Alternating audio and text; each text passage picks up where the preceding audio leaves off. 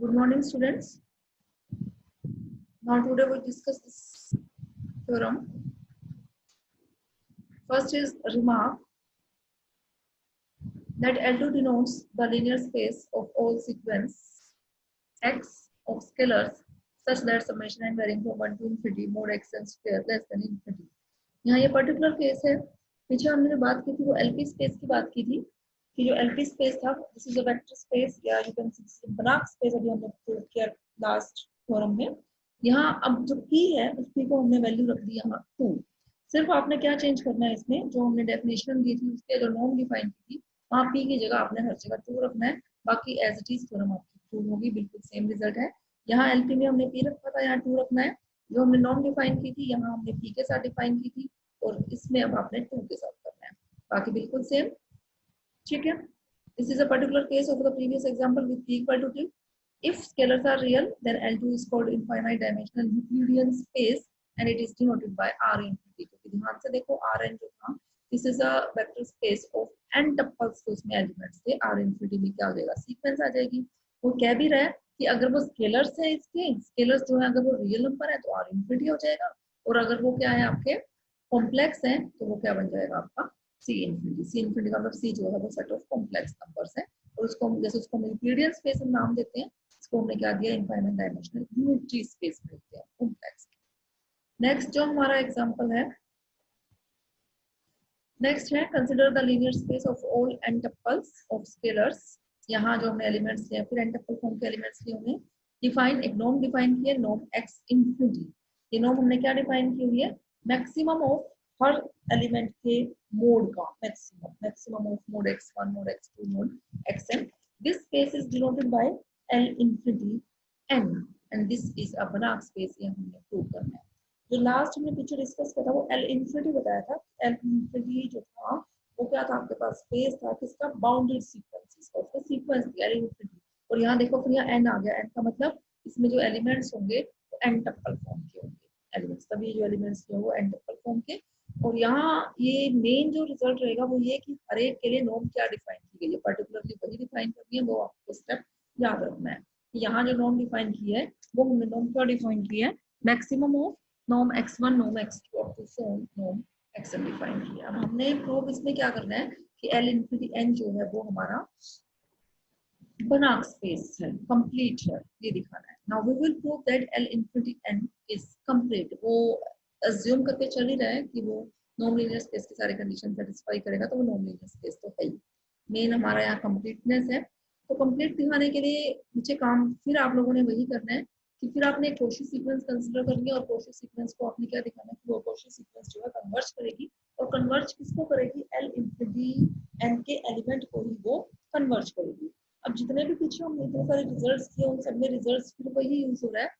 ये Cauchy sequence ले रहे हैं हम उसकी कन्वर्जेंस को दिखाते दिखाते स्केलर्स पे पहुंच जा रहे हैं और स्केलर्स आर या सी वो हमारा कंप्लीट है. कंप्लीट होने के कारण जो कोशी सीक्वेंस हमारी आर या सी में बनेगी वो आपकी कन्वर्ज कर जाएगी और वहां से दोबारा से आपने समेशन यूज करके फिर दोबारा से उस जो गिवन वेक्टर स्पेस है उसी के एलिमेंट्स पे पहुंचना है आपने.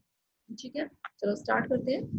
By definition of Cauchy sequence, for given epsilon greater than 0, there exists a positive integer m node such that norm xm minus xl और ये norm पे हमने infinity यूज किया हुआ है less than epsilon for all m greater than equal to m node. norm की definition हमने यहाँ यूज की.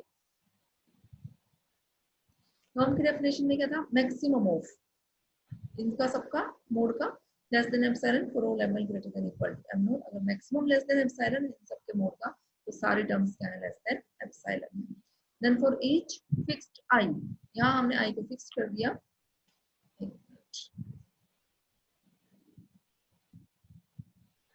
For each fixed I, where I varying from 1 to n. इसमें कोई स्टेप हर फिक्स I के लिए जो हमारे पास है जो सीक्वेंस आ रही है ये सीक्वेंस किसके आगे this is a Cauchy sequence of scalars xi raised to power m. क्योंकि जो इसमें हमने n टपल्स के जो एलिमेंट्स लिए थे ये मैं आपको दिखाती हूँ एलिमेंट्स किस फॉर्म के हमने ऊपर लिए हुए हैं.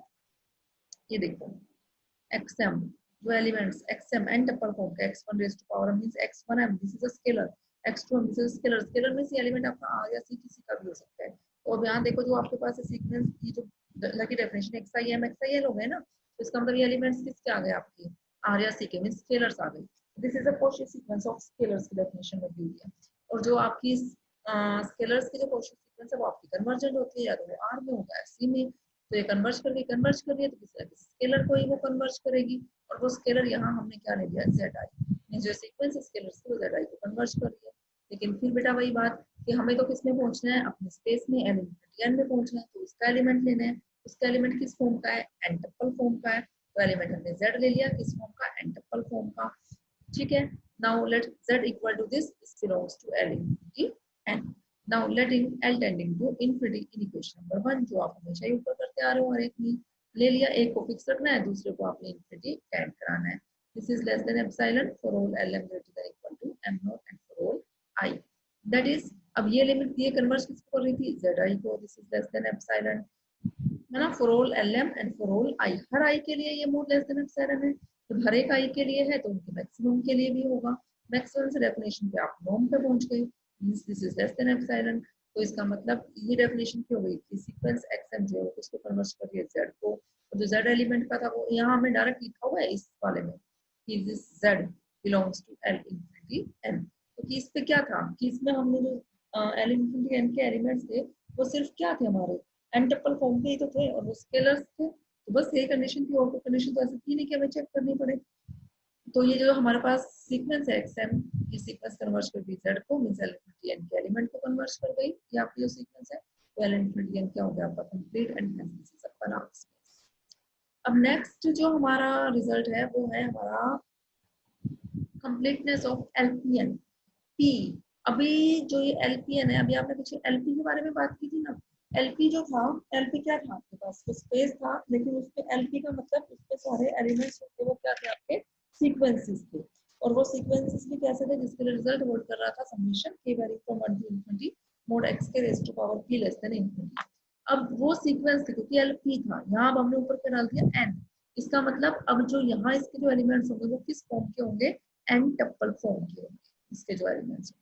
उसमें भी डेफिनेशन में भी कुछ ना कुछ चेंज आएगा। देखो क्या कह रहे हैं, let XM be a Cauchy sequence in LP। इसको हमने कंप्लीट दिखाना है, तो एक Cauchy सीक्वेंस इसमें कंसीडर करनी है आपको, वेयर ईच XM जो इसके एलिमेंट है वो किस फॉर्म के, n tuples of scalars means x1m x2m up to so on xn m for xim belongs to LP n, I varying from 1 to n। ठीक है, now by definition of Cauchy sequence, definition of our Cauchy sequence की, for given epsilon greater than 0 there exists a positive integer n naught such that norm, ये आपको समझ आ रहा होगा norm क्यों लिया हुआ है, क्योंकि जो आपका ये LP है ना, this is a vector space, तो इसके एलिमेंट्स के लिए हम norm यूज करेंगे। This is less then epsilon for all ml greater than equal to n norm। अब नॉर्म चल रहा है यहाँ पे, मींस अब यहाँ और ये देखो ये xm minus XL means xm में से xl को सब्ट्रैक्ट करना है, और xm इस फॉर्म का, तो xl आपका किस फॉर्म का होगा, ये ऊपर जो चल रहा है m की जगह उसमें l आ जाएगा, तो कोरेस्पोंडिंग एलिमेंट्स आपने सब्ट्रैक्ट करने हैं, तो ये कोरेस्पोंडिंग एलिमेंट सब्ट्रैक्ट किया हुआ है, this is less than epsilon. ठीक है, अब जैसे आपने LPN की नॉर्म डिफाइन की थी, वैसे ही अब यहाँ हम यूज कर रहे हैं टू ये। हाँ जी स्टूडेंट्स, एक बात का ध्यान रखना, यहाँ जो काम कर रहे हैं LPN पे काम कर रहे हैं, तो ये जो 2 चला हुआ है ना, ये सारा बाय मिस्टेक चल रहा है, 2 की जगह P यूज करना है आपने। अगर यहाँ या तो आप इस रिजल्ट को ही चेंज कर लो ऊपर, कि ये रिजल्ट आपका LP की जगह N2N के लिए काम हो रहा है, तब तो आपका ये 2 ठीक है, जो 2 चल रहा है। अदरवाइज LPN के लिए तो करेक्शन करना आप इसमें, इस 2 की जगह यहाँ आपका P चलेगा, इस 2 की जगह जो स्क्वायर और 1/2 चल रहा है, जो हम पीछे नॉर्म डिफाइन करते हैं, नॉर्म में P और 1/P। फिर यहाँ हमने क्या कर देते हैं, रेस टू पावर P कर देते हैं, तो यहाँ भी P, तो यहाँ ये रिजल्ट बिल्कुल सेम रिजल्ट हम ऑलरेडी ऐसे ही कर चुके हैं। तो this is less than epsilon, ये ध्यान रखना इस स्क्वायर की जगह 2 चल रहा है ये आपका, और this is a Cauchy sequence of scalars for each fixed time. Scalars की है तो आर सी कंप्लीट है, तो ये Cauchy सीक्वेंस आपकी कन्वर्ज करेगी, कन्वर्ज जेड को कन्वर्ज कर गई, लेकिन हमें LPN के एलिमेंट को पूछना है। LPN के एलिमेंट सारे आपके एन टप्पल फॉर्म के हैं। ये बेटा हम LPN का ही पर्टिकुलर केस ले रहे हैं, हम LPN को ऑलरेडी डिस्कस कर चुके हैं ना, LP कर चुके हैं हम LPN।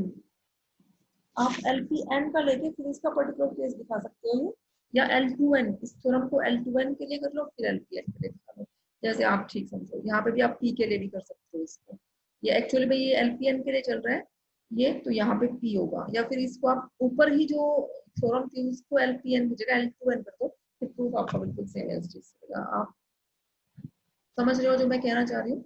बिल्कुल सेम प्रूफ जो आप पीछे किया हुआ है वही आपके पास है सीक्वेंस, बिल्कुल सेम पैटर्न पे आ गया। ये सीक्वेंस आपके जेड को कन्वर्ट कर देगा। अब यहाँ जो इसने थ्योरम प्रूव किया वो एक्चुअल में एल2एन के लिए, आप पी की जगह 2 ही कर देना, थ्योरम आपकी सेम, मतलब ये ठीक रहेगी, स्टेटमेंट चेंज कर देना। फिर इसने दी statement of completeness of LPN, LPN space जो है वो एन टप्पल्स का बना space with respect to this norm, देखो यहाँ एलपीएन में पी लगा दिया, तो जो ऊपर वाला रिजल्ट इसने प्रूव किया है वो L2N के लिए है।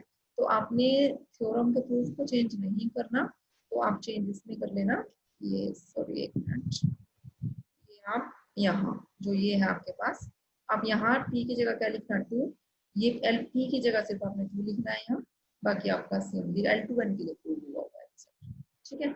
और जो नेक्स्ट आपका ये क्रोनरी इसने रिमार्क करके दे रखा है वो LPN, यहाँ पे भी आप L2N कर लेना, इसको करेक्ट कर लेना, ये LPN के लिए, ठीक है, ये करेक्शन कर लेना। फिर भी अगर किसी को कोई डाउट है इसमें नहीं क्लियर हो रहा है तो आप पूछ लेना। Okay students.